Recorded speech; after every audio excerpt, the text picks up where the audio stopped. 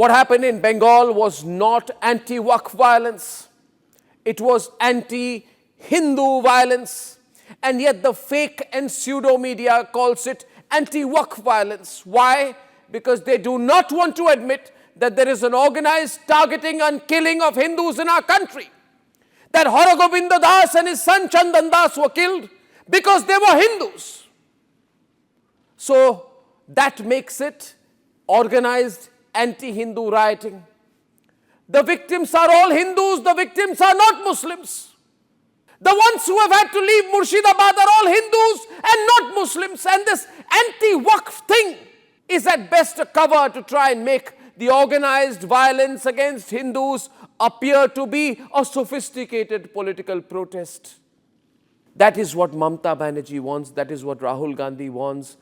That is what Asaduddin Owaisi want to do. They want to make it appear as if the killing of Hindus is incidental. Oh, the Hindus happen to die, but the bigger issue is Waqf. Oh, we're very sorry some Hindus got killed, but that's not the big issue.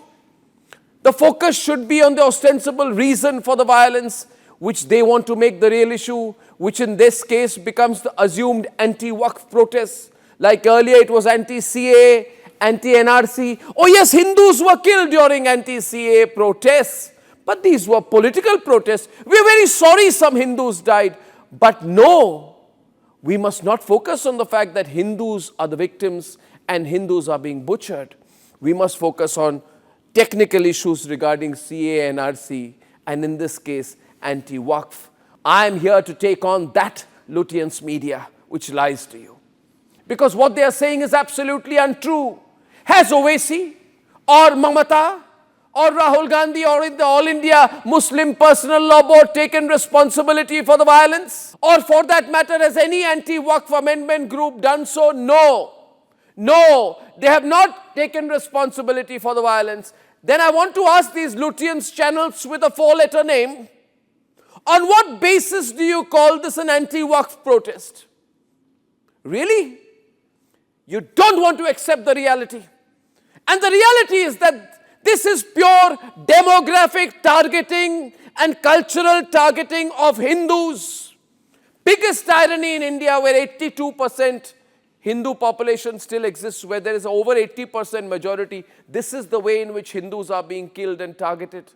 All these places in Bengal where Hindus are in a minority are becoming unfeasible for Hindus to live in. In places where Muslims are in an absolute majority, a very dominant majority, where Hindus are in a very feeble minority, like in Murshidabad, the remaining Hindus are being forced out. And not one Lutyens media group is willing to call this for what it is. It is organized anti-Hindu violence. And now let me talk about the organized response of the Hindu community. And I hope this video is sent to you, because wherever you are and whatever your religion is, let me say, the organized response of the Hindu community is being watched. I must say that the Hindu community has, as usual, exercised admirable and remarkable restraint, showing such an attitude even amidst such dangerous violence, terrible and bloody violence by Islamist radicals. The Hindu community has shown faith in the law and belief in the Constitution. But does restraint and faith in the law mean that we should not call a spade a spade? That we should have finger on our lips, remain quiet, slapped on one cheek, show the other? Some kind of a Gandhian philosophy? No, viewers. Nationalists must not remain silent. We are law-abiding. But remaining silent for what? This is anti-Hindu violence. And we nationalists must speak out against injustice. We must not take pride in being silent spectators. First, we must make people accept and acknowledge that Hindus are being targeted. And that is why my hashtag is #anti-Hindu violence. And I need your help to make this very, very relevant hashtag absolutely viral tonight, viewers. Because there must be a growing consciousness among everyone, especially the Hindu community in this country, that Hindus have a right to exist.